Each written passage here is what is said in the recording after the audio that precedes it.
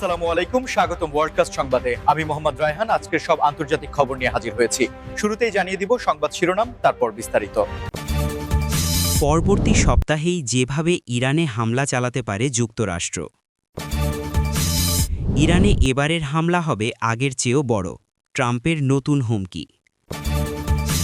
ইয়েমেনে হুতি নিয়ন্ত্রিত অঞ্চলে যুক্তরাজ্যের স্থল, বিমান ও নৌ হামলা। যুক্তরাষ্ট্র আক্রমণ করলে কোথায় হামলা চালানো হবে, আঞ্চলিক দেশগুলোকে জানালো ইরান।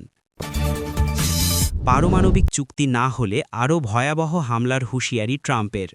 আপনি যদি ইসরায়েলের ধ্বংস চান এবং মুসলিমদের বিজয় চান, তাহলে ভিডিওটিতে একটি লাইক ও চ্যানেলটি সাবস্ক্রাইব করে যাবেন। আসসালামু আলাইকুম, স্বাগতম জানাচ্ছি ওয়ার্ল্ডকাস্ট সংবাদে। আমি মোহাম্মদ রায়হান।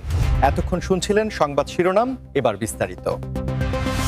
আন্তর্জাতিক রাজনীতির প্রেক্ষাপটে চলতি সপ্তাহটি অত্যন্ত গুরুত্বপূর্ণ এবং উত্তেজনাকর হয়ে উঠেছে, কারণ বিভিন্ন সামরিক ও কূটনৈতিক সূত্র থেকে পাওয়া তথ্যে ইঙ্গিত মিলছে যে যুক্তরাষ্ট্র খুব শীঘ্রই ইরানের উপর একটি সুপরিকল্পিত হামলা চালাতে পারে, এবং এই বিষয়টি নিয়ে ইতিমধ্যেই বিশ্বজুড়ে শুরু হয়েছে তোলপাড়।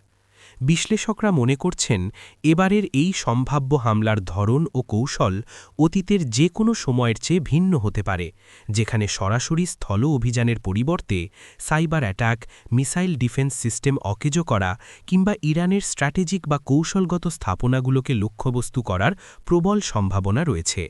পেন্টাগন এবং হোয়াইট হাউসের অন্দরমহলে যে ধরনের প্রস্তুতি চলছে তা দেখে সামরিক বিশেষজ্ঞরা ধারণা করছেন যে এই অপারেশনটি কেবল একটি সতর্কবার্তা নয়, বরং ইরানের সামরিক সক্ষমতাকে দীর্ঘমেয়াদে পঙ্গু করে দেওয়ার একটি ছক হতে পারে।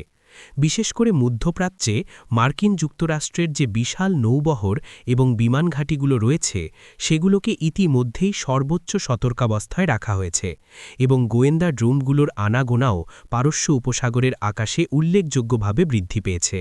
দর্শক, আপনারা হয়তো ভাবছেন, হঠাৎ কেন এই সপ্তাহে হামলার আশঙ্কা এত বেড়ে গেল?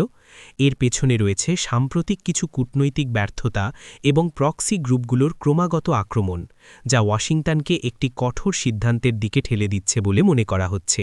তবে বিষয়টি শুধু সামরিক হামলার মধ্যেই সীমাবদ্ধ নয়, এর সাথে জড়িয়ে আছে আন্তর্জাতিক তেলের বাজার এবং বৈশ্বিক অর্থনীতির স্থায়িত্ব, কারণ হরমুজ প্রণালী দিয়ে বিশ্বের জ্বালানি তেলের একটি বিশাল অংশ পরিবাহিত হয়, এবং সেখানে কোনো সংঘাত শুরু হলে তার প্রভাব সরাসরি আপনার আমার দৈনন্দিন জীবনেও পড়তে পারে। যুক্তরাষ্ট্রের এই সম্ভাব্য পদক্ষেপকে অনেকে দেখছেন তাদের ক্ষমতার প্রদর্শনী হিসেবে, আবার অনেকে একে আঞ্চলিক অস্থিতিশীলতা বাড়ানোর একটি কারণ হিসেবে চিহ্নিত করছেন। ইরান ইস্যুতে উত্তাপ আরও বাড়িয়ে দিয়েছেন ডোনাল্ড ট্রাম্প, যিনি সাফ জানিয়ে দিয়েছেন যে ইরানে এবারের হামলা হবে আগের চেয়েও বড় এবং অনেক বেশি বিধ্বংসী, যা শুনে আন্তর্জাতিক মহল রীতিমতো নড়েচড়ে বসেছে।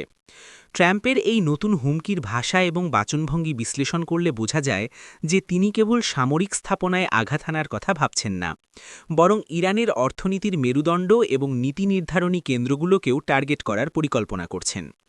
তার এই বক্তব্যের পর রাজনৈতিক বিশ্লেষকরা মনে করছেন, এটি কেবল একটি সাধারণ হুঙ্কার নয়, বরং এর পেছনে রয়েছে গভীর কোনো রাজনৈতিক উদ্দেশ্য এবং সম্ভবত আসন্ন নির্বাচন বা অভ্যন্তরীণ রাজনীতিতে নিজের অবস্থান শক্ত করার একটি প্রয়াস। ট্রাম্প তার বক্তব্যে স্পষ্টভাবে উল্লেখ করেছেন যে অতীতে যেসব হামলা হয়েছে তা ছিল সতর্কতামূলক, কিন্তু এবার যদি কোনো অ্যাকশন নেওয়া হয় তবে তা হবে গেম চেঞ্জার বা পরিস্থিতি সম্পূর্ণ বদলে দেওয়ার মতো ঘটনা। এই হুমকির ফলে তেহরান এবং ওয়াশিংটনের মধ্যেকার স্নায়ুযুদ্ধ এক নতুন উচ্চতায় পৌঁছেছে, এবং এর ফলে মধ্যপ্রাচ্যের অন্যান্য দেশগুলো নিজেদের নিরাপত্তা নিয়ে শঙ্কিত হয়ে পড়েছে। ট্রাম্পের এই কঠোর অবস্থানের কারণে ইউরোপীয় মিত্র দেশগুলোও কিছুটা দোটানায় পড়েছে, কারণ তারা চাইছে না এখনই বড় কোনো সংঘাত শুরু হোক যা তাদের অর্থনীতিকে ক্ষতিগ্রস্ত করবে। অন্যদিকে ইরানের পক্ষ থেকেও পাল্টা হুঁশিয়ারি দেওয়া হয়েছে যে তারা যে কোনো আগ্রাসনের দাঁতভাঙা জবাব দিতে প্রস্তুত, এবং তাদের মিসাইল ভাণ্ডার সম্পূর্ণ প্রস্তুত রাখা হয়েছে। দর্শক, ট্রাম্পের এই বিগ অ্যাটাক থিওরি কি আসলেই বাস্তবায়িত হবে, নাকি এটি আলোচনার টেবিলে ইরানকে নমনীয় করার একটি কৌশল মাত্র? ইতিহাসের দিকে তাকালে আমরা দেখি এ ধরনের হুমকির পর অনেক সময় গোপন আলোচনা বা কূটনীতির পথ খুলে যায়, আবার অনেক সময় তা ভয়াবহ সংঘাতের রূপ নেয়। তবে এবারের প্রেক্ষাপট ভিন্ন, কারণ প্রযুক্তিগত দিক দিয়ে উভয় পক্ষই এখন অনেক বেশি শক্তিশালী। পরিস্থিতি আরও জটিল হয়ে উঠেছে ইয়েমেনের দিকে তাকালে, যেখানে হুতি নিয়ন্ত্রিত অঞ্চলে যুক্তরাষ্ট্র ও যুক্তরাজ্য যৌথভাবে স্থল, বিমান ও নৌ হামলা চালিয়েছে এবং এই ত্রিমুখী আক্রমণের ফলে লোহিত সাগরের নিরাপত্তা পরিস্থিতি এক নতুন মোড় নিয়েছে। পেন্টাগন এবং ব্রিটিশ প্রতিরক্ষা মন্ত্রণালয়ের যৌথ বিবৃতিতে জানানো হয়েছে যে এই হামলার মূল লক্ষ্য হল আন্তর্জাতিক নৌ বাণিজ্য পথকে নিরাপদ রাখা এবং হুতিদের সামরিক সক্ষমতাকে দুর্বল করে দেওয়া, যাতে তারা বাণিজ্যিক জাহাজগুলোর ওপর আর কোনো আক্রমণ চালাতে না পারে। তবে এবারের হামলার বিশেষত্ব হল এটি কেবল বিমান হামলার মধ্যে সীমাবদ্ধ ছিল না, বরং নৌবাহিনী থেকে মিসাইল নিক্ষেপ এবং কিছু নির্দিষ্ট এলাকায় বিশেষ স্থল অভিযানের খবরও পাওয়া যাচ্ছে, যা এই সংঘাতের গভীরতা নির্দেশ করে। হুতিদের radar system, drone launching pad এবং অস্ত্র গুদামগুলো ছিল এই হামলার প্রধান টার্গেট, এবং স্যাটেলাইট ইমেজে দেখা গেছে যে বেশ কিছু গুরুত্বপূর্ণ স্থাপনা ইতিমধ্যেই ধ্বংসস্তূপে পরিণত হয়েছে। কিন্তু প্রশ্ন হল, এই হামলা কি সত্যিই হুতিদের দমাতে পারবে? কারণ ইয়েমেনের ভৌগোলিক অবস্থান এবং হুতিদের গেরিলা যুদ্ধের কৌশল পশ্চিমা বাহিনীর জন্য সবসময়ই বড় চ্যালেঞ্জ হয়ে দাঁড়িয়েছে। তাছাড়া লোহিত সাগর ও বাব আল মান্দেব প্রণালী দিয়ে বিশ্বের বাণিজ্যের একটি বিশাল অংশ পরিচালিত হয়, তাই সেখানে অস্থিরতা মানেই পণ্যের দাম বৃদ্ধি এবং সাপ্লাই চেনে ব্যাঘাত ঘটা। যুক্তরাষ্ট্র ও যুক্তরাজ্যের এই যৌথ অভিযানকে অনেকে দেখছেন অপারেশন প্রসপ্যারিটি গার্ডিয়ানের পরবর্তী ধাপ হিসেবে, যেখানে তারা কেবল রক্ষণাত্মক অবস্থানে না থেকে এবার আক্রমণাত্মক ভূমিকা পালন করছে। স্থানীয় সূত্রগুলো জানাচ্ছে, হামলার সময় ব্যাপক বিস্ফোরণের শব্দে পুরো এলাকা কেঁপে ওঠে এবং সাধারণ মানুষের মধ্যেও আতঙ্ক ছড়িয়ে পড়ে। যুক্তরাষ্ট্র যদি আক্রমণ করে তবে কোথায় কোথায় হামলা চালানো হবে সেই সম্ভাব্য টার্গেটগুলোর তালিকা এবং মানচিত্র ইরান ইতিমধ্যেই তাদের আঞ্চলিক প্রতিবেশী দেশগুলোকে জানিয়ে দিয়েছে, যা কূটনৈতিক মহলে এক নজিরবিহীন ঘটনা হিসেবে বিবেচিত হচ্ছে। ইরানের এই পদক্ষেপকে সামরিক বিশেষজ্ঞরা দেখছেন একটি অত্যন্ত চতুর এবং কৌশলগত চাল হিসেবে, কারণ এর মাধ্যমে তারা প্রতিবেশী দেশগুলোকে পরোক্ষভাবে জানিয়ে দিচ্ছে যে যদি তাদের মাটি ব্যবহার করে যুক্তরাষ্ট্রের কোনো বাহিনী ইরানের উপর আক্রমণ চালায়, তবে সেই দেশগুলোও ইরানের টার্গেটে পরিণত হবে। এই সতর্কবার্তা পাওয়ার পর উপসাগরীয় দেশগুলোর মধ্যে এক ধরনের অস্বস্তি এবং কূটনৈতিক তৎপরতা লক্ষ্য করা যাচ্ছে, কারণ তারা কেউই চায় না তাদের ভূখণ্ড কোনো বৃহৎ শক্তির যুদ্ধক্ষেত্রে পরিণত হোক। ইরান সুনির্দিষ্টভাবে জানিয়ে দিয়েছে যে যুক্তরাষ্ট্রের সামরিক ঘাঁটি, রাডার স্টেশন এবং লজিস্টিক হাবগুলো যেখানেই থাকুক না কেন, সেগুলো তাদের ব্যালিস্টিক মিসাইলের আওতার মধ্যে রয়েছে।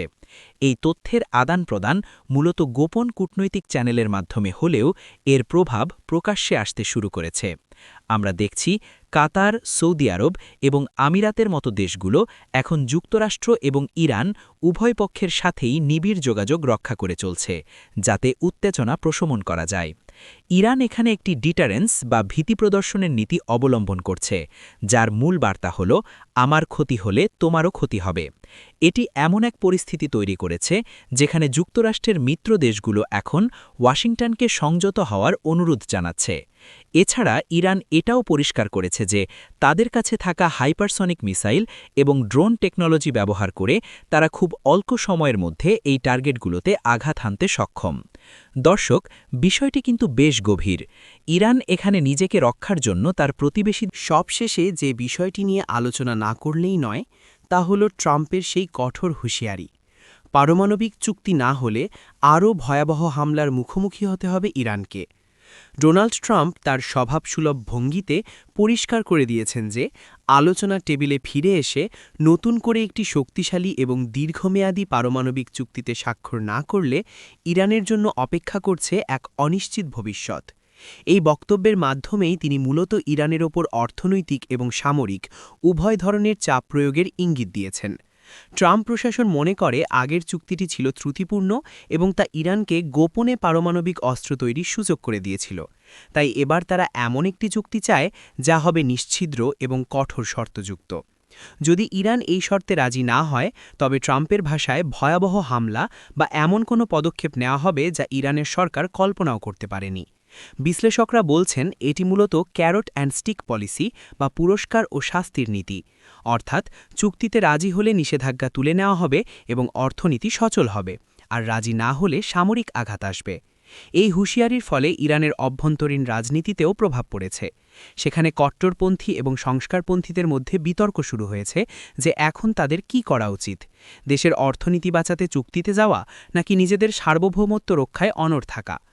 আন্তর্জাতিক পারমাণবিক শক্তি সংস্থা IAEA এবং ইউরোপীয় ইউনিয়নও এই পরিস্থিতিতে উদ্বিগ্ন, কারণ চুক্তি পুরোপুরি ভেস্তে গেলে মধ্যপ্রাচ্যে পারমাণবিক অস্ত্র প্রতিযোগিতার এক নতুন এবং বিপজ্জনক অধ্যায় শুরু হতে পারে। ট্রাম্পের এই আল্টিমেটাম বিশ্বনেতাদের জন্য একটি চিন্তার বিষয় হয়ে দাঁড়িয়েছে, কারণ কেউই চায় না আরেকটি উপসাগরীয় যুদ্ধ শুরু হোক। তবে অনেকে মনে করেন ট্রাম্পের এই ভীতি প্রদর্শন শেষ পর্যন্ত ইরানকে আলোচনার টেবিলে বসাতে বাধ্য করতে পারে। পুরো বিশ্ব এখন তাকিয়ে আছে আগামী দিনগুলোর দিকে। কী সিদ্ধান্ত নেয় তেহরান এবং তার প্রতিক্রিয়ায় ওয়াশিংটন কী করে।